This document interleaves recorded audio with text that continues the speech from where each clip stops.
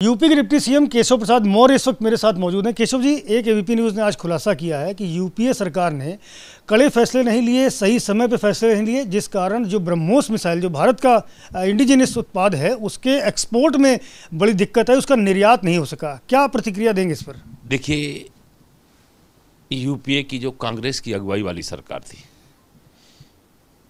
वह देश को आत्मनिर्भर बनाना नहीं चाहते थे, देश को विकसित नहीं बनाना चाहते थे। वह सेना के लिए हथियारों की खरीद में, विमानों की खरीद में भ्रष्टाचार करते थे, कमीशनबाजी करते थे। और जब भारत के वैज्ञानिकों ने भारत के अंदर ऐसे दिव्य और इतने उपयोगी उत्पादों को तैयार किया जिसके लिए दुनिया का बाजार भी उपलब्ध रहता है, उसे बाजार में ना भेजा जा सके, इसके लिए अगर कोई सरकार में बैठ करके अड़चन डाले तो ये बहुत गंभीर बात है।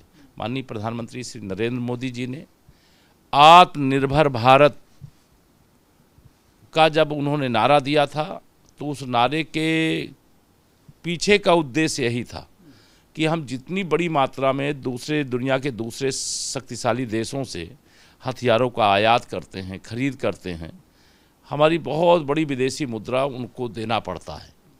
अगर वही सारे हथियार भारत अपने स्वयं शोध करे और बनावे तो भारत की सेना के लिए जो भी ज़रूरत है, सभी सेनाओं के लिए, वह सभी सेनाओं की ज़रूरत को भी पूरा करेंगे और दुनिया के बाज़ार में भारत के द्वारा बनाए गए रक्षा उत्पाद की बिक्री भी करेंगे।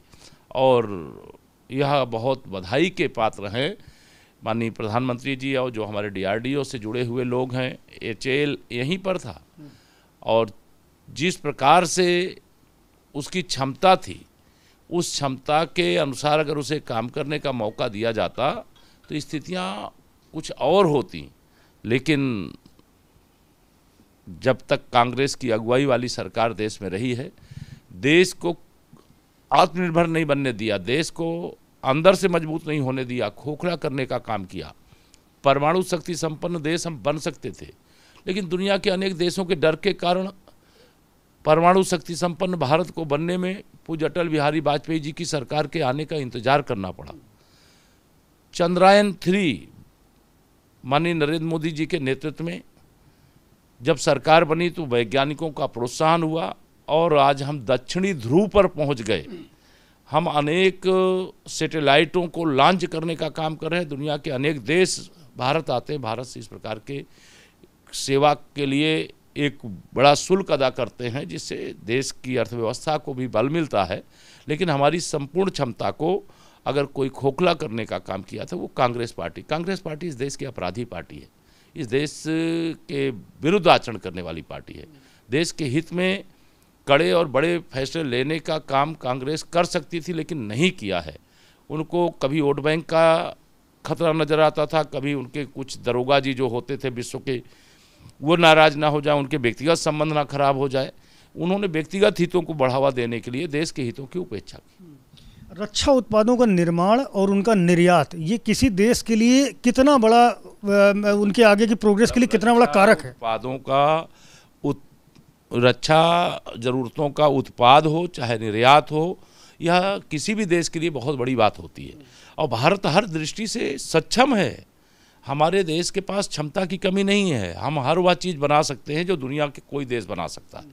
लेकिन पहले ये अवसर नहीं मिलता था। जब से माननीय प्रधानमंत्री मोदी जी आए तो अवसर ही अवसर मिले। पहले हम अपनी वैक्सीन नहीं बना पाते थे, दूसरे पर निर्भर रहते थे।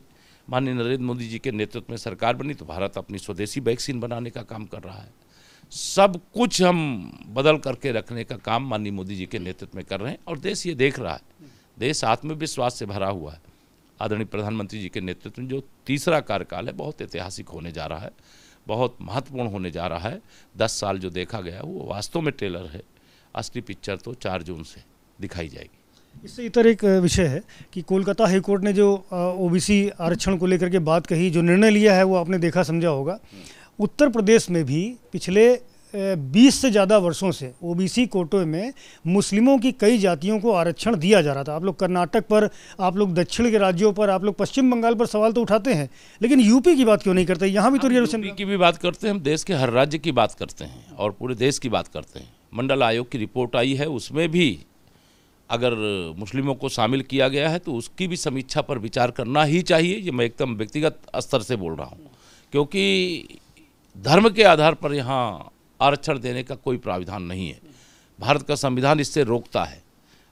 एससी को, एसटी को, ओबीसी को आरक्षण देने की जो व्यवस्थाएं की गई हैं उसका पालन होना चाहिए।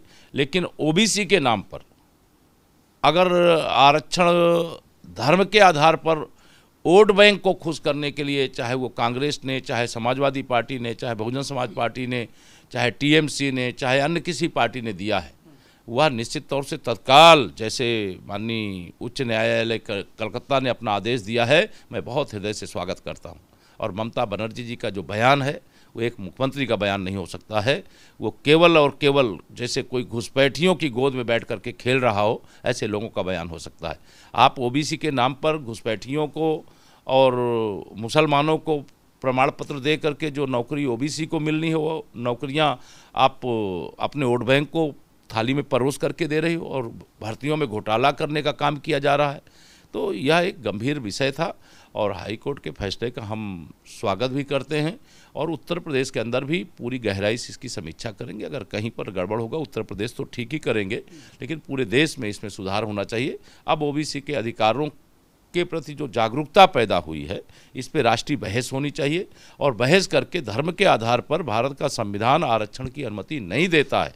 तो आरक्षण छीनने का जो तरीका निकाला गया है कि उनको ओबीसी में शामिल कर दो, एससी में शामिल कर दो, एसटी में शामिल कर दो, ये रास्ता बंद होना चाहिए, ये रास्ता गलत है। बहुत शुक्रिया हमसे बात करने के लिए। केशव प्रसाद मौर्य हैं, जिन्होंने कहा कि ओबीसी कोटे का जो हक है वो पिछड़ी जातियों को दिया जाना चाहिए। इससे इतर धर्म के आधार पर अगर आरक्षण किसी को दिया गया है तो ये निर्णय गलत है और इसकी समीक्षा की जाएगी।